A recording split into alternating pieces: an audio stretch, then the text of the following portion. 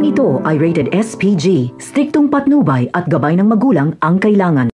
Huli na ang lahat noong mapagtanto ni Mulong na sila pa ang naisahan nila Supremo dahil pumasok sila sa bitag nito. Wala silang magagawa kundi lumaban kahit dihado sila. Kaya ang magiging resulta nito ay malalaga sila Mulong at kaunti na lang sila na babalik kay Agustus at ire-report ang kanilang kapalpakan. Kaya kahihiyan lang ang aabuti ng mayabang na si Mulong. Sa kabilang banda naman ay hindi makatulog si Tinding. Iniisip niya kasi ang kalagayan ni Tanggol.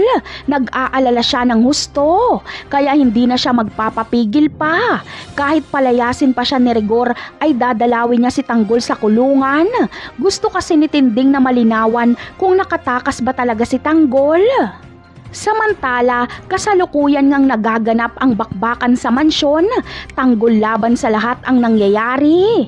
Ngunit magkakaroon ng kakampi si Tanggol dahil palihim siyang tutulungan ni Olga para makalabas sila ni Mokang sa mansyon. Hindi kasi hahayaan ni Olga na mahuli ni Ramon si Tanggol dahil makikilala ito ni Ramon na tunay niyang anak. Ngunit kapag magkita si Tanggol at Ramon ay manggigigil siya sa galit dito. Alam naman natin na parang sinasapian si Tanggol kapag may nananakit kay Mokang. Kaya harapin ni Tanggol si Ramon. Sa galit ni Tanggol ay hindi niya titigilan si Ramon hanggang sa masapul niya ito. Sa tingin nyo, mapapas lang kaya ni Tanggol si Ramon? Yan ang aabangan natin sa mga susunod na episode. Paalam!